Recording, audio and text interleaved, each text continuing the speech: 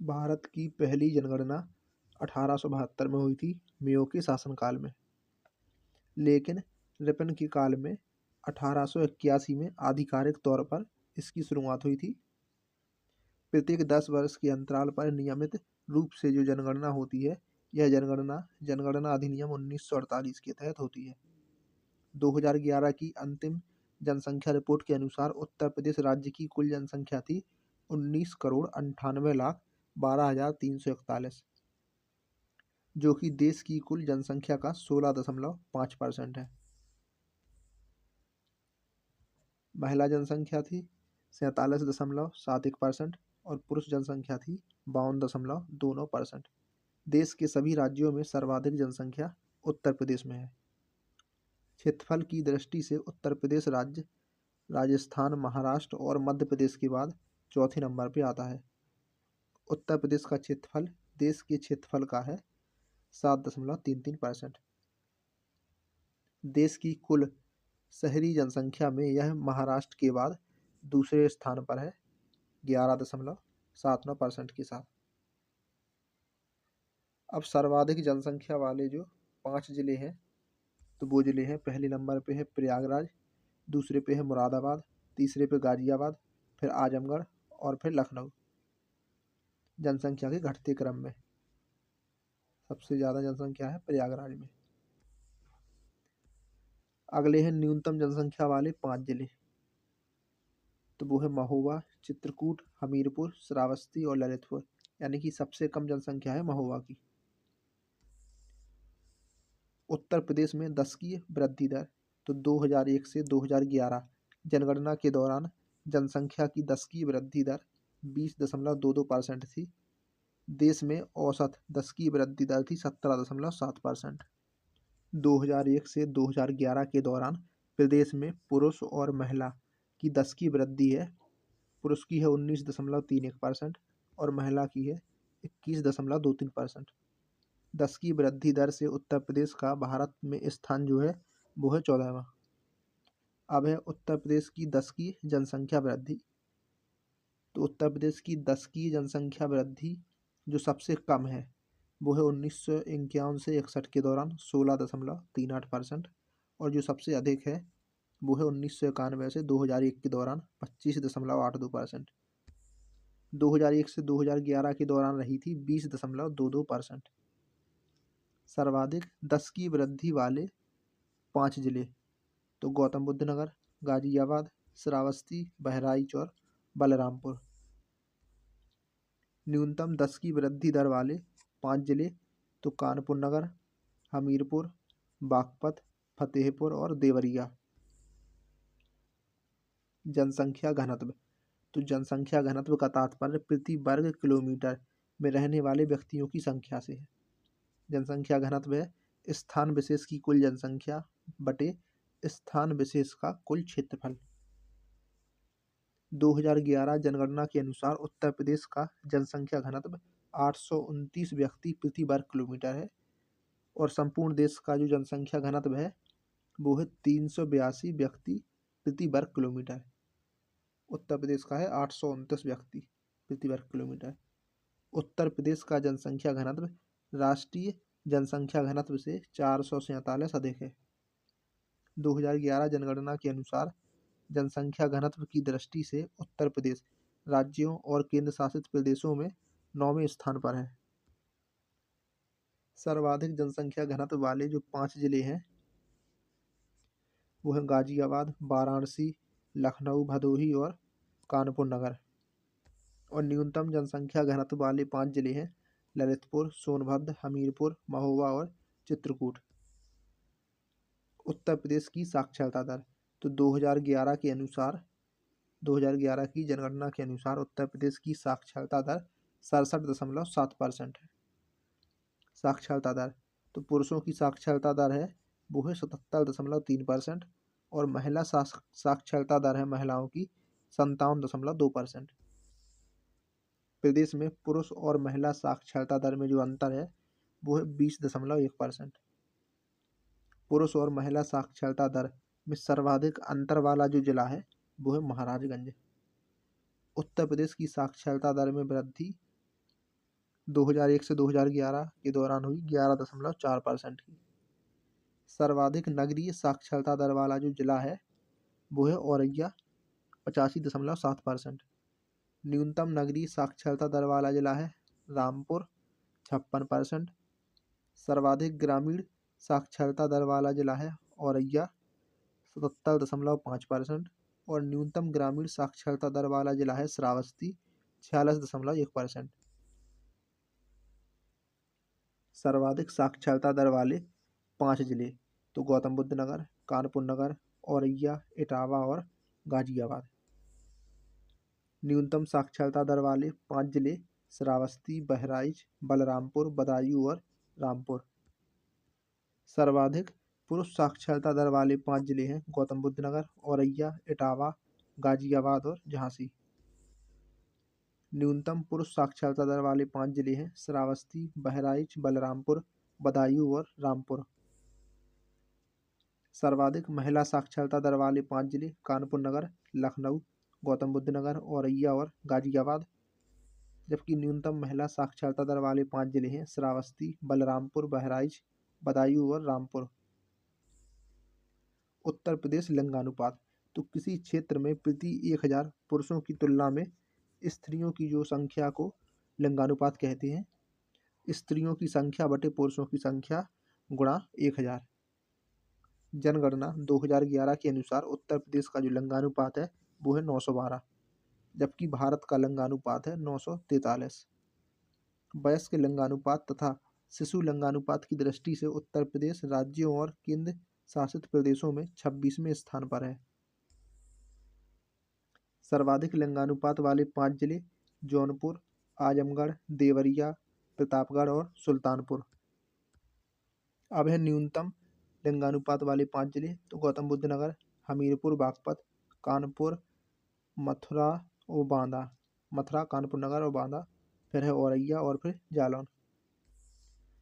शिशु लिंगानुपात 0 से 6 वर्ष तो जनसंख्या में 0 से 6 आयु समूह में प्रति 1000 बालकों की तुलना में उसी आयु समूह में बालिकाओं की जो संख्या है उसको शिशु लिंगानुपात कहा जाता है। 2011 की जनगणना के अनुसार उत्तर प्रदेश राज्य में शिशु जनसंख्या 0 से 6 आयु समूह की है 3,07,91,331, जो कि उत्तर प्रदेश की कुल जनसंख्या का 15.4% है। 2011 की जनगणना के अनुसार उत्तर प्रदेश राज्य के लिए शिशु लिंगानुपात है 902। सर्वाधिक शिशु लिंगानुपात वाले 5 जिले हैं बलरामपुर, संत कबीर नगर, बहराइच, सिद्धार्थनगर, बाराबंकी, अम्बेडकर नगर, महाराजगंज, फैजाबाद। न्यूनतम शिशु लिंगानुपात वाले 5 जिले बागपत, गौतम बुद्ध नगर, गाजियाबाद, मेरठ और बुलंदशहर। उत्तर प्रदेश अनुसूचित जातियां 2011 के अनुसार तो 2011 की जनगणना के अनुसार अनुसूचित जातियों की जनसंख्या 4,13,57,608 है, जो कि प्रदेश की जनसंख्या का है 20.69%। भारत की कुल जनसंख्या में अनुसूचित जाति का प्रतिशत है 16.6%। 2011 की जनगणना के अनुसार उत्तर प्रदेश में अनुसूचित जातियों का लिंगानुपात है 907। देश में जनसंख्या की दृष्टि से सर्वाधिक अनुसूचित जाति जनसंख्या वाला राज्य है उत्तर प्रदेश। सर्वाधिक अनुसूचित जाति वाले 5 जिले तो वो है सीतापुर, प्रयागराज, हरदोई, आजमगढ़ और लखीमपुर खीरी। न्यूनतम अनुसूचित जाति वाले 5 जिले हैं बागपत, श्रावस्ती, गौतम बुद्ध नगर, महोबा और ललितपुर। सर्वाधिक अनुसूचित जाति जनसंख्या प्रतिशत वाले 5 जिले हैं कौशाम्बी, सीतापुर, हरदोई, उन्नाव और रायबरेली। उत्तर प्रदेश अनुसूचित जनजातियां तो 2011 की अंतिम जनगणना के अनुसार राज्य में अनुसूचित जनजातियों की जो कुल संख्या है वो है 11,34,273, जिसमें पुरुष हैं 5,81,083 और स्त्रियां हैं 5,53,190। 2011 जनगणना के अनुसार उत्तर प्रदेश में अनुसूचित जनजातियों में लिंगानुपात है 951, जबकि 2001 में था 934। सर्वाधिक अनुसूचित जनजाति वाले 5 जिले हैं सोनभद्र, बलिया, देवरिया, कुशीनगर और ललितपुर। न्यूनतम अनुसूचित जनजाति वाले 5 जिले हैं बागपत, कन्नौज, बदायूं, एटा और कासगंज। सर्वाधिक अनुसूचित जनजाति पितसत्ता वाले 5 जिले तो सोनभद्र, ललितपुर, देवरिया, बलिया और कुशीनगर। और न्यूनतम अनुसूचित जनजाति पितसत्ता वाले 5 जिले हैं बागपत, कन्नौज, बदायूं, बुलंदशहर और मुजफ्फरनगर। उत्तर प्रदेश में धर्म आधारित जनगणना तो हिंदू 79.73%, मुस्लिम 19.26%, सिख 0.32%, ईसाई 0.12%, जैन 0.11%, बौद्ध 0.1% और अन्य 0.01%। अब है नगरीय और ग्रामीण जनसंख्या उत्तर प्रदेश की। तो 2011 की अनुसार जनगणना के अनुसार उत्तर प्रदेश की जो कुल जनसंख्या है उसमें कुल जनसंख्या है 19,98,12,341।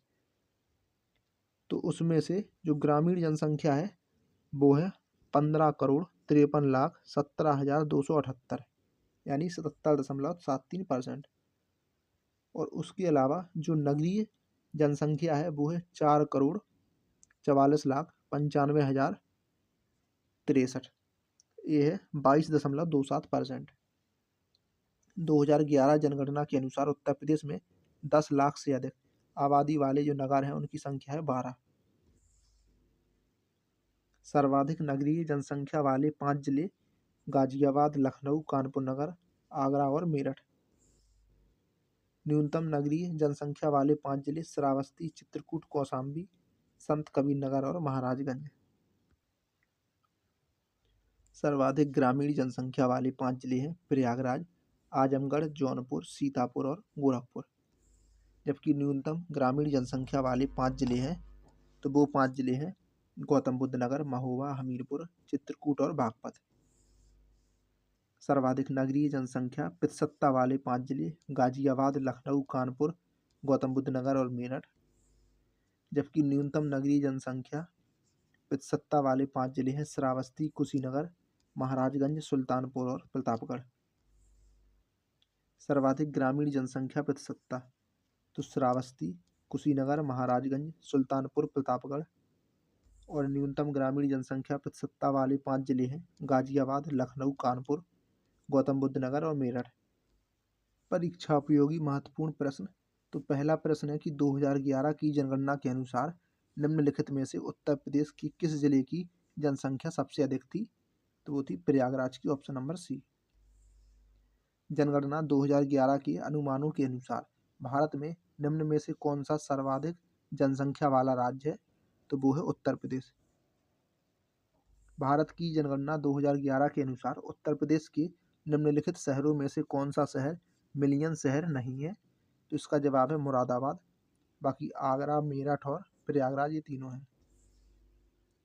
भारत के किस राज्य में अनुसूचित जातियों की जनसंख्या जो है वो सर्वाधिक है? तो वो है उत्तर प्रदेश में। अगला प्रश्न है कि उत्तर प्रदेश के निम्नलिखित जिलों में से वर्ष 2011 की जनगणना के अनुसार किसमें जनसंख्या सबसे कम थी? तो वो थी महोबा में, ऑप्शन नंबर बी। 2011 जनगणना के अनुसार उत्तर प्रदेश में महिला साक्षरता दर क्या थी?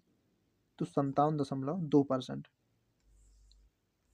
निम्नलिखित जनपदों में से किसमें साक्षरता दर सबसे कम है? तो वो है श्रावस्ती में। 2011 जनगणना के अनुसार उत्तर प्रदेश में किस जनपद में जनसंख्या घनत्व सर्वाधिक है? तो वो है गाजियाबाद में, ऑप्शन नंबर डी। अब अगला प्रश्न है कि भारत की जनगणना 2011 के अनुसार उत्तर प्रदेश में लिंगानुपात कितना है? तो वो है 912। उत्तर प्रदेश में निम्नलिखित में से सर्वाधिक जनजातीय जनसंख्या वाला जनपद कौन सा है? तो वो है सोनभद्र। 2011 जनगणना के अनुसार उत्तर प्रदेश में साक्षरता दर 2001 से 2011 तक वृद्धि कितनी हुई?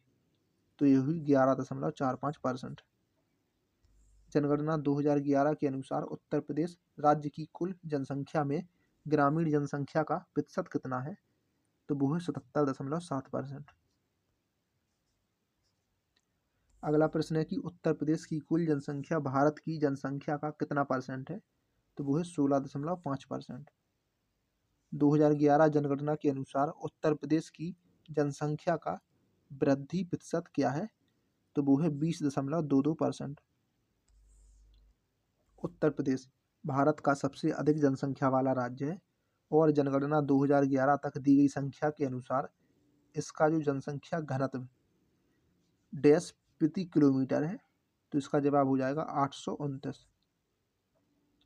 2011 जनगणना के अनुसार उत्तर प्रदेश के निम्नलिखित जनपदों में किसमें महिला साक्षरता दर सबसे कम है? तो वो है श्रावस्ती में, ऑप्शन नंबर सी। उत्तर प्रदेश में जनसंख्या में 10 की वृद्धि दर सर्वाधिक थी, तो 1991 से 2001 के दौरान, ऑप्शन नंबर डी।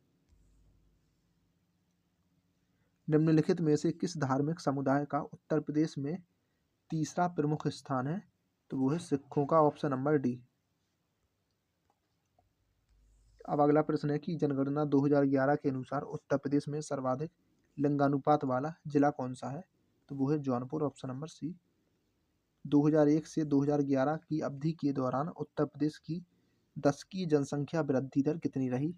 तो 20.22%।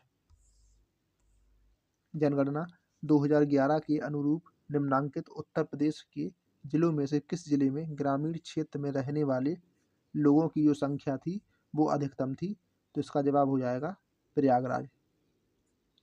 2011 जनगणना के आंकड़ों के अनुसार उत्तर प्रदेश में बालिका शिशुओं की संख्या प्रति 1000 बालक शिशुओं पर कितनी थी? यानी कि शिशु लिंगानुपात पूछा है, तो इसका जवाब हो जाएगा 902, ऑप्शन नंबर बी। अब अगला प्रश्न है कि भारत की जनगणना 2011 के अनुसार उत्तर प्रदेश के निम्नलिखित में से किस जिले की साक्षरता दर सर्वाधिक है? तो गौतम बुद्ध नगर की। 2011 जनगणना के अनुसार उत्तर प्रदेश में पुरुष साक्षरता दर कितनी है? तो वो है 77.3%। उत्तर प्रदेश में 2011 भारत की जनगणना के अनुसार साक्षरता दर है 67.68%। 2011 की जनगणना के अनुसार उत्तर प्रदेश के अधिकतम घनी आबादी और न्यूनतम घनी आबादी वाले जिले क्रमशः कौन से हैं? तो इसका जवाब हो जाएगा गाजियाबाद और ललितपुर, ऑप्शन नंबर बी। अब अगला प्रश्न है कि निम्नलिखित युग्मों में से कौन सा युग्म सुमेलित नहीं है? तो इसका जवाब हो जाएगा इटावा, 69.79%, ऑप्शन नंबर डी। बाकी कानपुर नगर 75.05% महिला साक्षरता है यहाँ की। लखनऊ की है 71.54%। गाजियाबाद की है 69.69%। ये सभी जो परसेंट दिए हुए हैं ये है महिला साक्षरता की। अब अगला प्रश्न है कि जनगणना 2011 के अनुसार सर्वाधिक औसत साक्षरता वाले निम्नलिखित 4 जिलों का सही अवरोही क्रम कौन सा है? तो वो है गौतम बुद्ध नगर, कानपुर नगर, औरैया और इटावा, ऑप्शन नंबर बी। 2011 जनगणना के अंतरिम आंकड़ों के अनुसार निम्नलिखित में से उत्तर प्रदेश के किस जिले में सबसे कम महिला साक्षरता है? तो इसका जवाब हो जाएगा रामपुर में, option number D. Uttar Pradesh की जनसंख्या वृद्धि की दर राष्ट्रीय औसत से अधिक रही, तो 1971 से 81 की दशक में, ऑप्शन नंबर डी। अब अगला प्रश्न है कि 2011 की जनगणना के अनुसार उत्तर प्रदेश की जनसंख्या भारत की जनसंख्या की कितनी प्रतिशत है? तो 16.5%। जनसंख्या 2001 के अनुसार उत्तर प्रदेश के निम्नलिखित 10 लाख नगरों का जो सही क्रम है तो वो है कानपुर, लखनऊ, आगरा और वाराणसी, ऑप्शन नंबर बी। अब अगला प्रश्न है कि उत्तर प्रदेश के कानपुर और लखनऊ नगर किस भारतीय जनगणना वर्ष में 10 लाखीय नगर बने थे? तो इसका जवाब है कि 1971 में तो बना था कानपुर और लखनऊ बना था 1981 में, ऑप्शन नंबर सी। 2011 की जनगणना के अनुसार उत्तर प्रदेश में महिला आबादी कुल आबादी का लगभग कितना परसेंट है? तो वो है 48%। जनगणना 2011 के अनुसार निम्नांकित उत्तर प्रदेश के जिलों में से किस जिले में ग्रामीण क्षेत्र में रहने वाले लोगों की संख्या जो है वो है अधिकतम? तो इलाहाबाद, ऑप्शन नंबर 1। निम्नलिखित में से कौन उत्तर प्रदेश का सबसे बड़ा जनपद है, जनसंख्या की दृष्टि से पूछा है, तो वो है इलाहाबाद, प्रयागराज, ऑप्शन नंबर सी।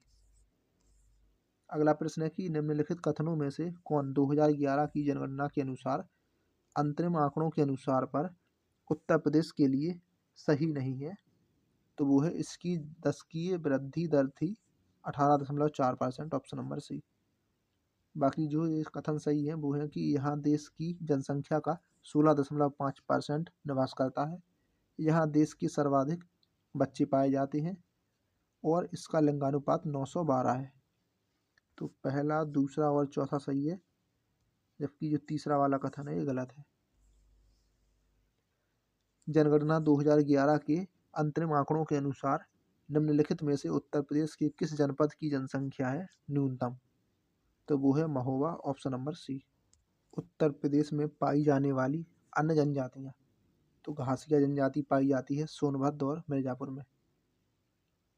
घासिया, कोल, कोरबा और पनिका, ये चारों जनजातियाँ सोनभद्र और मिर्जापुर में पाई जाती हैं।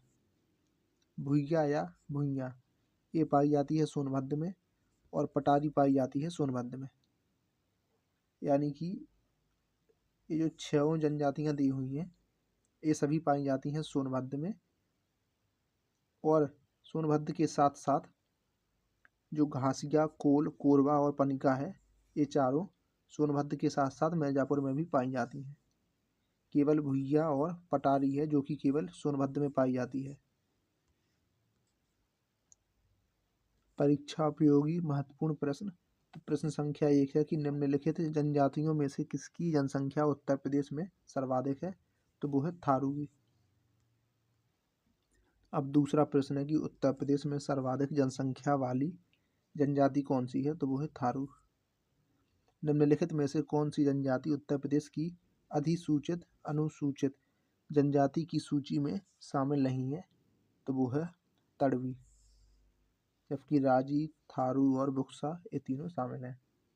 उत्तर प्रदेश के निम्नलिखित में से किस जनपद में आगरिया जनजाति निवास करती है, तो ये निवास करती है सोनभद्र में।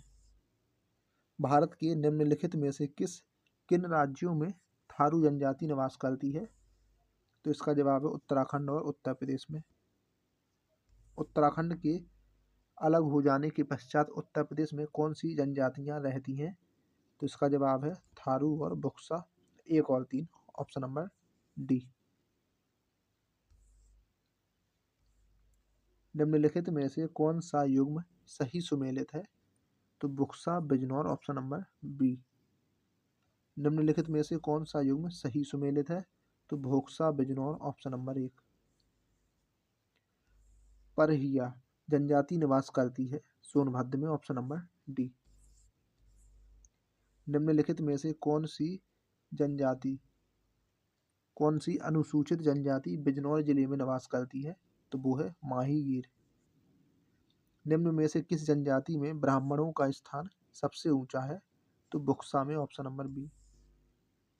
निम्नलिखित में से उत्तर प्रदेश की जनपदों में भोक्सा जनजाति कहाँ पर पाई जाती है, तो बिजनौर और आगरा में। उत्तर प्रदेश के किस जनपद में बुक्सा जनजाति का संकेंद्रण है, तो इसका जवाब है बिजनौर। सर्वाधिक अनुसूचित जनजातियों के प्रतिशत वाला जिला कौन सा है, तो वो है सोनभद्र। भारत सरकार ने किस वर्ष में उत्तर प्रदेश की 10 नई आदिवासी जातियों को अनुसूचित जनजातियों के रूप में सूचीबद्ध किया था, तो 2003 में। उत्तर प्रदेश के तराई क्षेत्र में निम्नलिखित में से कौन सी अनुसूचित जनजाति पाई जाती है, तो वो है बुक्सा। बांदा जनपद के पाठा क्षेत्र के मुख्य निवासी हैं, तो खरवार, ऑप्शन नंबर डी। अब अगला प्रश्न है कि निम्नलिखित में से कौन सी अनुसूचित जनजाति दीपावली को शोक के रूप में मनाती है, तो वो है थारू जनजाति। बुक्सा जनजाति के पंचायती प्रशासन का सबसे बड़ा अधिकारी कहलाता है तखत। बुक्सा जनजाति के लोग किस वृक्ष की पूजा करते हैं, तो पीपल की। थारू जनजाति द्वारा मदरा को कहा जाता है जाड़।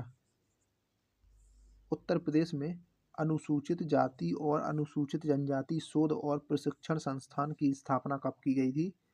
तो 1986-87 में, ऑप्शन नंबर बी। बैगा जनजाति उत्तर प्रदेश के किस जिले में पाई जाती है? तो ये पाई जाती है सोनभद्र में। थारू जनजाति में शिवलिंग बना होता है बांस का, ऑप्शन नंबर सी। उत्तर प्रदेश की कौन सी जनजाति स्वयं को राजपूत का वंशज मानती है? तो इसका जवाब हो जाएगा बुक्सा। थारू जनजाति में वर और वधू पक्ष की तरफ से विवाह तय कर लिए जाने को क्या कहा जाता है? तो पक्की पोड़ी, option number B. Uttar Pradesh के निम्नलिखित में से किस क्षेत्र में थारू जनजाति पाई जाती है? तो वो है तराई क्षेत्र। अब अगला प्रश्न है कि निम्न में से कौन सी जनजाति किरात वंश से संबंधित है? तो वो है थारू। माहीगीर जनजाति ने किस धर्म को अपना लिया है? तो इस्लाम धर्म, ऑप्शन नंबर सी। बजहर, होली, माघ, खिचड़ी, गुड़िया आदि त्योहार निम्नलिखित में से किस जनजाति के द्वारा मनाए जाते हैं?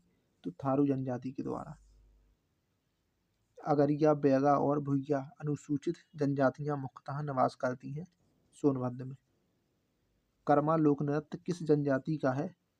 तो यह है खरवार का, ऑप्शन नंबर बी। किस जनजाति के पुरुष बड़ी चोटी रखते हैं? तो थारू जनजाति के।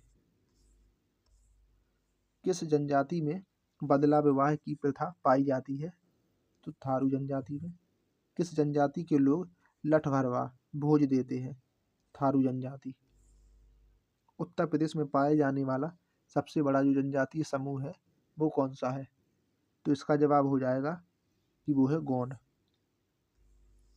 निम्नलिखित में से कौन सी जनजाति उत्तर प्रदेश और उत्तराखंड से संबंधित है? तो वो है थारू जनजाति। उत्तर प्रदेश और उत्तराखंड राज्यों की निम्नलिखित जनजातियों में से किसमें युवा गृह प्रथा प्रचलित है? तो भोटिया, ऑप्शन नंबर डी। परीक्षा उपयोगी महत्वपूर्ण प्रश्न। तो पहला प्रश्न है कि संसद में उत्तर प्रदेश के प्रतिनिधित्व के संदर्भ में निम्नलिखित कथनों में से कौन सा कथन है जो कि सही है? तो राज्यसभा के लिए उत्तर प्रदेश में 31 सीटें आवंटित हैं। लोकसभा के 80 सदस्य उत्तर प्रदेश से निर्वाचित होते हैं। तो पहला और दूसरा दोनों कथन सही है। तो इसका जवाब हो जाएगा ऑप्शन नंबर सी, 1 और 2 दोनों कथन। उत्तर प्रदेश के राज्य लोक सेवा आयोग के कार्यों का विस्तार किया जा सकता है। तो उत्तर प्रदेश विधानमंडल के द्वारा, ऑप्शन नंबर डी। राज्य विधानमंडल की बैठक आयोजित करने के लिए कोरम गणपूर्ति क्या है? तो इसका जवाब हो जाएगा कि 10 सदस्य या कुल सदस्यता का 10वां हिस्सा जो भी अधिक हो, ऑप्शन नंबर डी इसका जवाब हो जाएगा। अब अगला प्रश्न है कि निम्नलिखित अनुच्छेदों में से कौन एक राज्य सरकार के ग्राम पंचायतों को संगठित करने के लिए निर्देशित करता है? तो इसका जवाब हो जाएगा अनुच्छेद 40। उत्तर प्रदेश में उच्च न्यायालय ने कैसे कार्य निर्धारित किए हैं? तो उच्च न्यायालय इलाहाबाद में और उसकी जो न्यायपीठ है वो है लखनऊ में, ऑप्शन नंबर बी। भारतीय संविधान के निम्नलिखित अनुच्छेदों में से किस एक के अंतर्गत विधान परिषद की स्थापना या समाप्ति की व्यवस्था की गई है?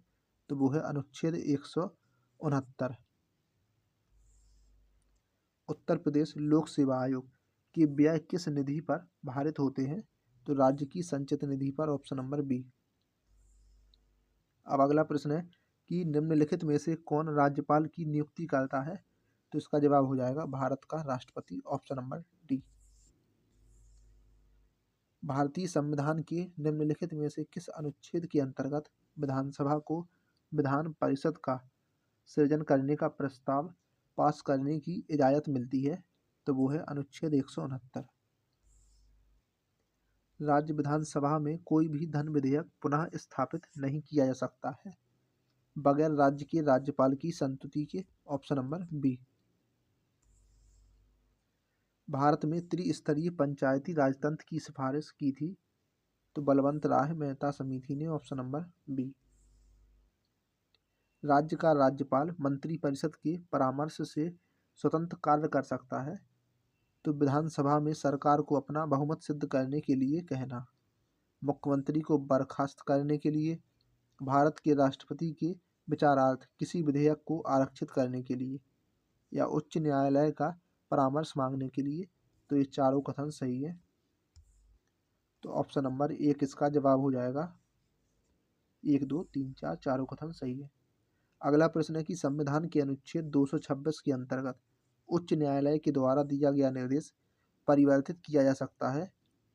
तो उपरोक्त किसी के द्वारा नहीं, ऑप्शन नंबर डी, यानी कि राज्य के विधि मंत्री द्वारा नहीं, राज्य सरकार के द्वारा या राज्य के राज्यपाल द्वारा। तो इनमें से किसी के द्वारा परिवर्तित नहीं किया जा सकता। अगला प्रश्न है कि उत्तर प्रदेश के जो प्रथम राज्यपाल थे वो कौन थे। तो वो थी Sarojini Naidu, option number C. अब अगला प्रश्न है कि निम्न में से कौन जनता के द्वारा प्रत्यक्ष निर्वाचित होते हैं। तो इसका जो जवाब होगा वो होगा प्रधान, सरपंच और पंच, यानी कि 1 4 और 5। ऑप्शन नंबर सी इसका जवाब हो जाएगा। अगला प्रश्न है कि भारत की किसी राज्य में विधान परिषद का सृजन अथवा समाप्ति की जा सकती है। तो राज्य विधानसभा के तत्संबंधी संकल्प को पारित करने पर संसद के द्वारा, option number D.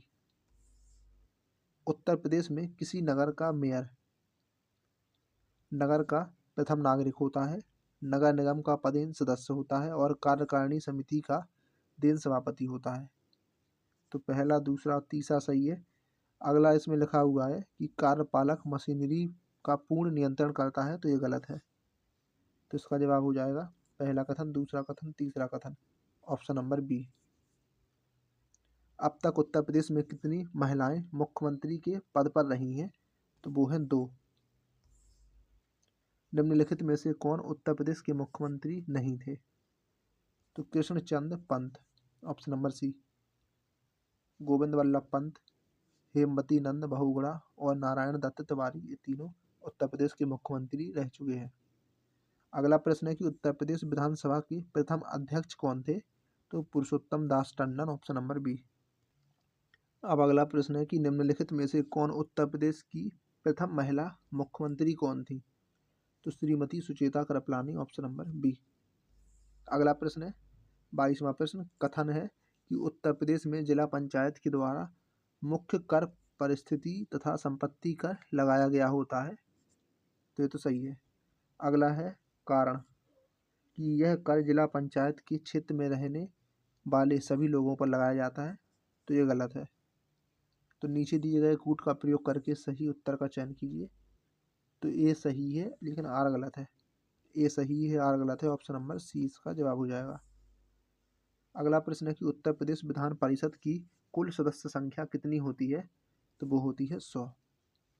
Uttar Pradesh को 4 छोटे प्रदेशों में बांटने का प्रस्ताव उत्तर प्रदेश विधानसभा में कब पारित हुआ था। तो 21 नवंबर 2011 को। वर्तमान में उत्तर प्रदेश विधानसभा के सदस्यों की जो कुल संख्या है वो कितनी है। तो वो है 403, ऑप्शन नंबर 1। अब अगला प्रश्न है कि उत्तर प्रदेश के प्रथम मुख्यमंत्री। तो जो उत्तर प्रदेश के प्रथम मुख्यमंत्री थे वो थे गोविंद वल्लभ पंत। उत्तर प्रदेश में सर्वप्रथम विधानसभा का गठन कब किया गया था। तो 8 मार्च 1952 को। उत्तर प्रदेश का सर्वाधिक 4 बार मुख्यमंत्री कौन रहा है। तो इसका जवाब है सुश्री मायावती। अब अगला प्रश्न है कि उत्तर प्रदेश में लोकायुक्त पद का सृजन किस वर्ष में किया गया था। तो 1975 में। विधानसभा अध्यक्ष जिन्होंने मुख्यमंत्री के तौर पर कार्य किया था। तो श्री बनारसी दास। उत्तर प्रदेश राज्य पहली बार कब अस्तित्व में आया था। तो 1 अप्रैल 1937 को। निम्नलिखित में से कौन कभी भी उत्तर प्रदेश का राज्यपाल नहीं रहा है। तो इसका जवाब है ND तिवारी, ऑप्शन नंबर 1। वर्तमान में उत्तर प्रदेश राज्य में कितनी ग्राम पंचायतें हैं। तो लगभग 52,000।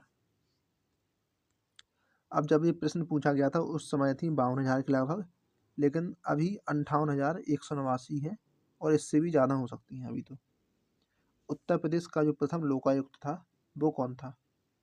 तो इसका जवाब हो जाएगा Bishambar Dayal, option number D. निम्न में से किसने उत्तर प्रदेश राज्य के राज्यपाल का पदभार कभी नहीं संभाला है। तो चंद्र भानु गुप्ता, ऑप्शन नंबर 1। उत्तर प्रदेश दिवस निम्नलिखित में से किस तारीख को मनाया जाता है? तो 24 जनवरी को।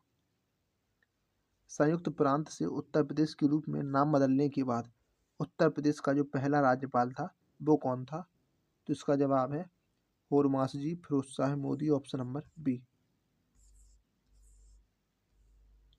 स्वतंत्र भारत में उत्तर प्रदेश के प्रथम विधानसभा अध्यक्ष कौन थे? तो पुरुषोत्तम दास टंडन। किस जनपद में सर्वाधिक विधानसभा की सीटें हैं? तो प्रयागराज में। उत्तर प्रदेश विधान परिषद के प्रथम सभापति कौन थे? चंद्रभाल। उत्तर प्रदेश से राज्यसभा में कितनी सीटें हैं? तो 31 सीटें। राज्य सचिवालय का प्रशासनिक अध्यक्ष कौन होता है? मुख्य सचिव। उत्तर प्रदेश में राज्य के विश्वविद्यालयों का कुलाधिपति कौन होता है? राज्यपाल। अब अगला प्रश्न है कि इलाहाबाद उच्च न्यायालय की स्थापना कब की गई थी? तो 1866 में। उत्तर प्रदेश में नगरीय स्वायत्त शासन कब से प्रारंभ हुआ था? 1916 से। उत्तर प्रदेश में पंचायतों की त्रिस्तरीय प्रणाली कब प्रारंभ की गई थी? 1961-62 के दौरान। राज्य मानवाधिकार आयोग का गठन उत्तर प्रदेश में कब किया गया था? तो 2002 में। राज्य सूचना आयोग का गठन कब किया गया था? 2005 में। अगला प्रश्न है कि भारत में स्थानीय स्वशासन का जनक किसे माना जाता है? तो रिपन को। पंचायती राज व्यवस्था का उद्घाटन किसके द्वारा किया गया था? जवाहरलाल नेहरू के द्वारा, ऑप्शन नंबर 1। निम्नलिखित में से कौन सी समिति भारत में पंचायती राज से संबंधित नहीं है? तो वो है ANR नारायण मूर्ति समिति, ऑप्शन नंबर डी। भारतीय संविधान में ऐतिहासिक 73वें और 74वें संवैधानिक संशोधन अधिनियम के समय भारत के प्रधानमंत्री कौन थे? तो PV नरसिम्हा राव। भारतीय संविधान की किस अनुच्छेद में ग्राम सभा के संबंध में प्रावधान है? तो अनुच्छेद 243A में। उस निकाय का नाम बताइए जिसमें गांव स्तर पर पंचायत के क्षेत्र में शामिल एक गांव की मतदाता सूची में पंजीकृत सभी व्यक्ति शामिल होते हैं। तो वो है ग्राम सभा। ग्राम पंचायत का सामान्य कार्यकाल कितना होता है? 5 वर्ष का। किस संवैधानिक संशोधन अधिनियम के तहत पंचायतों में महिलाओं का आरक्षण सुनिश्चित किया गया है? तो 73वां संवैधानिक संशोधन अधिनियम, ऑप्शन नंबर बी। भारतीय संविधान के निम्नलिखित में से किस अनुच्छेद में पंचायतों में सीटों के आरक्षण का प्रावधान किया गया है? तो अनुच्छेद 243D। भारतीय संविधान के किस अनुच्छेद के तहत पंचायतों में अध्यक्षों के पदों के लिए 1/3 सीटें महिलाओं के लिए आरक्षित हैं? तो अनुच्छेद 243D। राज्य वित्त आयोग का गठन कौन करता है जो राज्यों में पंचायतों की वित्तीय स्थिति की समीक्षा करता है? तो राज्य के राज्यपाल, ऑप्शन नंबर बी। अब अगला प्रश्न है कि भारतीय संविधान का कौन सा अनुच्छेद राज्य निर्वाचन आयोग या पंचायतों के चुनाव से संबंधित है? अनुच्छेद 243 के। भारतीय संविधान की किस अनुसूची में नगर पालिकाओं की शक्तियों और जिम्मेदारियों से संबंधित प्रावधान है? तो 12वीं अनुसूची में, ऑप्शन नंबर 1। प्रागैतिहासिक काल। तो मानव सभ्यता का आरंभ पाषाण काल में हुआ है और इसे 3 काल में विभाजित किया गया। पुरापाषाण काल, मध्य पाषाण काल और नवपाषाण काल। रॉबर्ट ब्रुस फुट, पुरातत्व विज्ञानी, ने वर्ष 1863 में भारत के तमिलनाडु के पल्लवरम नामक स्थान पर पुरापाषाण कालीन औजारों की प्रमुख खोज की। आग का आविष्कार पुरापाषाण काल में हुआ था। उत्तर प्रदेश में पुरापाषाण कालीन सभ्यता के अवशेष चकिया यानी कि चंदौली, सिंगरौली घाटी तथा बेलन घाटी जो कि प्रयागराज में है वहां से प्राप्त हुए। पुरापाषाण काल में मानव की स्थिति पूरी तरह असभ्य, बर्बर और जंगली अवस्था में थी। पुरापाषाण कालीन स्थलों में प्रमुख नाम है बेलन घाटी का। बेलन घाटी दुनिया के उन प्राचीनतम स्थलों में से एक है जहां मानव ने प्रथम बसाव किया। यह सोनभद्र से निकलने वाली और यहाँ पर बहने वाली बेलन नदी की घाटी में स्थित है। बेलन नदी यानी कि टोन्स की सहायक नदी। इस पुरास्थल की खोज और उत्खनन कार्य का श्रेय इलाहाबाद विश्वविद्यालय के पूर्व अध्यक्ष प्रोफेसर G.R. शर्मा को दिया जाता है। यहाँ लोहदा नाले के समीप अस्थि निर्मित मातृ देवी की एक सुंदर मूर्ति मिली। यहाँ के निवासी आरंभ में आखेट आदि के लिए क्वार्टजाइट यानी कि कठोर और रूपांतरित से बने पत्थर से बने औजारों का प्रयोग करते थे। पुरापाषाण कालीन अवशेष सोनभद्र स्थित सिंगरौली घाटी तथा वाराणसी क्षेत्र के चकिया में भी प्राप्त हुए हैं। मध्य पाषाण कालीन सभ्यता के उत्तर प्रदेश के प्रमुख क्षेत्र हैं सराय नाहर राय, महादाहा और दमदमा। तीनों प्रतापगढ़ जिले में है और चौपानी मांडू। प्रयागराज के मेजा, करछाना, फूलपुर, बारा और कोनरापुर सराय नहर में 15 समाधानों की खोज हुई, जिसमें मृतक का सिर पश्चिम दिशा की ओर है। प्रयागराज जनपद की मेजा तहसील में चौपानी मांडू में मध्यपाषाण कालीन झोपड़ियों और मिट्टी के बर्तन के अवशेष प्राप्त हुए हैं। मध्यपाषाण कालीन उपकरणों के साथ गर्त चूल्हे, सींग के आभूषण प्रतापगढ़ जनपद से प्राप्त हुए। सराय नाहर राय से प्राप्त साक्ष्य झोपड़ी का फर्श, अस्थायी निवास स्थान, युद्ध अथवा मानवीय आक्रमण तथा 14 समाधान और 8 गर्त चूल्हे। सबों का सिर पश्चिम और पैर पूर्व दिशा में रखा गया। महादाहा से प्राप्त साक्ष्य इसमें युगल समाधियां, हड्डी से बने बाणाग्र और आभूषण, लघु पाषाण उपकरण आदि है। दमदमा से प्राप्त साक्ष्य हैं 41 समाधान, गर्त चूल्हे, 5 युगल समाधियां जबकि एक समाधि में 3 मानव कंकाल एक साथ प्राप्त हुए। प्रयागराज के निकट लेखिया नामक शिलाश्रय से सर्वाधिक 17 मानव कंकाल प्राप्त हुए। कोल्डी हवा में 7000 से 6000 ईसा पूर्व धान की खेती के साक्ष्य मिले हैं। उत्तर प्रदेश में मृदभांड संस्कृतियाँ। तो प्राचीन इतिहास की जानकारी पुरातात्विक स्रोतों पर निर्भर है। पुरातात्विक स्रोतों में मृदभांड यानी कि मिट्टी के बर्तन महत्वपूर्ण स्थान रखते हैं। गैरिक मृदभांड संस्कृति, तो इसका समय है 2000 ईसा पूर्व से 1500 ईसा पूर्व। स्थान है बिसौली यानी बदायूं, परसू, साईपई, राजपुर, मायापुर, बिठुर, अतरंजीखेड़ा, अहिछत्र और हस्तिनापुर। काले और लाल मृदभांड संस्कृति, काल है हड़प्पा कालीन, स्थान है अतरंजीखेड़ा, आलमगीरपुर, अहिछत्र और हस्तिनापुर।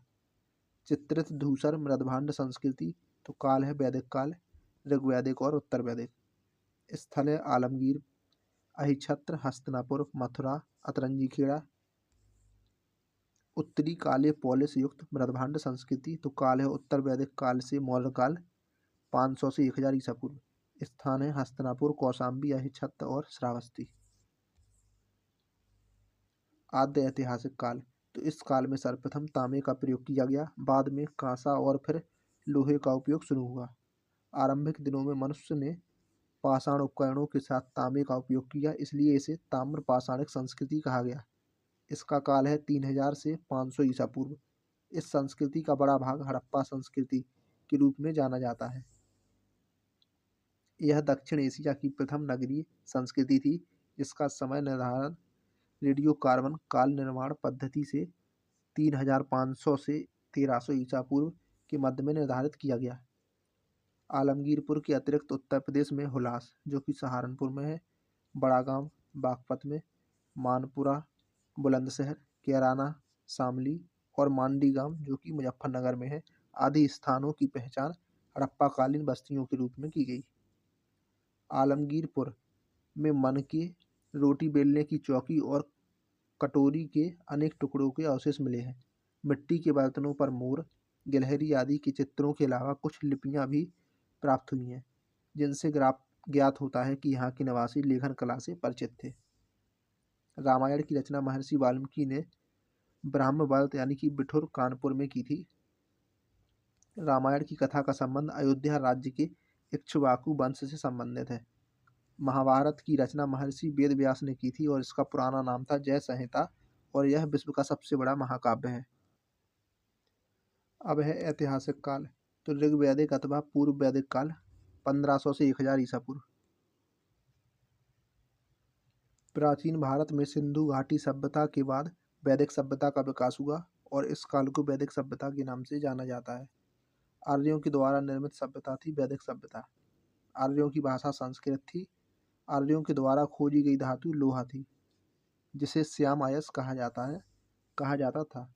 तांबे को लोहित अयस्क कहा जाता था। उत्तर वैदिक कालीन संस्कृति का मुख्य केंद्र था उत्तर प्रदेश। उस समय इसे मध्य देश कहा जाता था।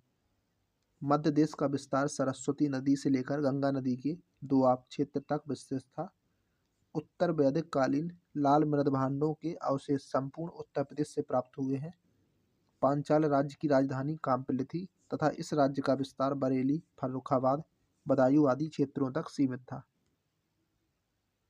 गोत्र नामक संस्था का जन्म उत्तर वैदिक काल में हुआ था। उत्तर वैदिक काल के अंतिम चरण को महाकाव्य काल कहा जाता है। महाकाव्य रामायण, महाभारत।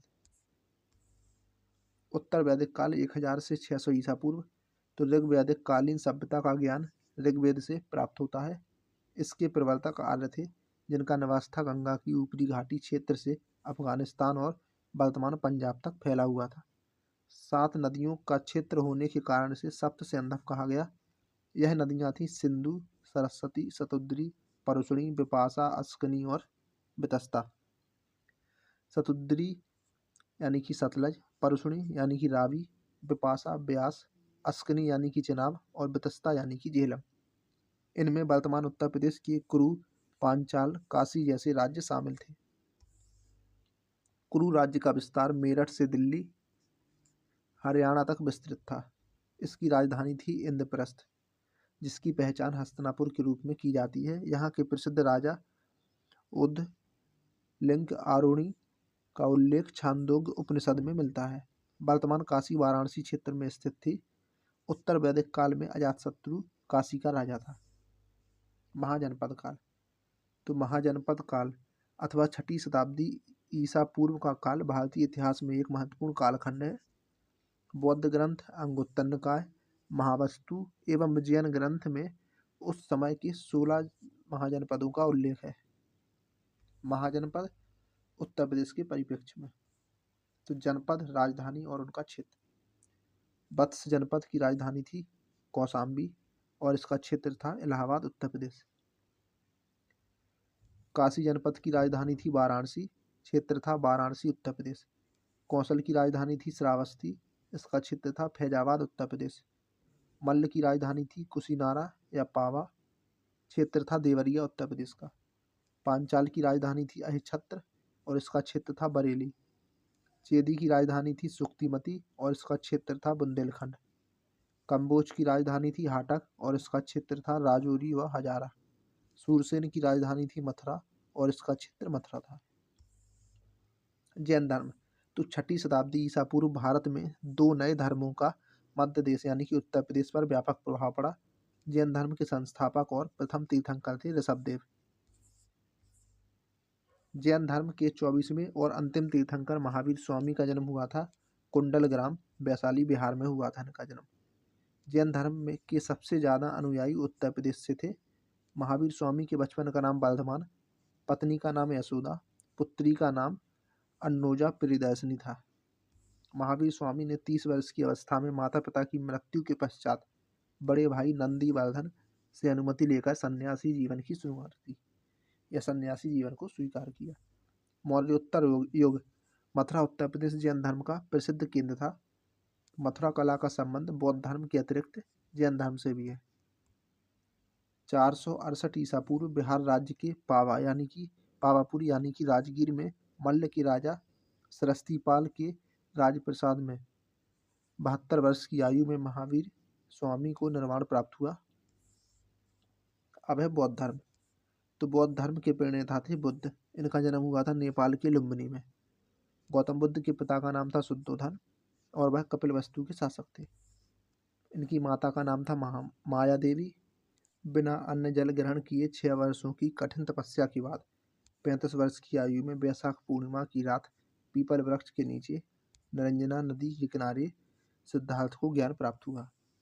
ज्ञान प्राप्ति के पश्चात सिद्धार्थ बुद्ध नाम से जाने जाने लगे और वह स्थान जहाँ उन्हें ज्ञान की प्राप्ति हुई बोध गया कहलाया। बुद्ध ने अपने उपदेश कौशल, वैशाली, कौशाम्बी में दिए, लेकिन उन्होंने सर्वाधिक उपदेश कौशल देश की राजधानी श्रावस्ती में दिए। 483 ईसा पूर्व 80 वर्ष की अवस्था में कुशीनगर में चुंद के द्वारा अर्पित भोजन ग्रहण करने के पश्चात महात्मा बुद्ध की मृत्यु हो गई, जिसे बौद्ध धर्म में महापरिनिर्वाण कहा गया।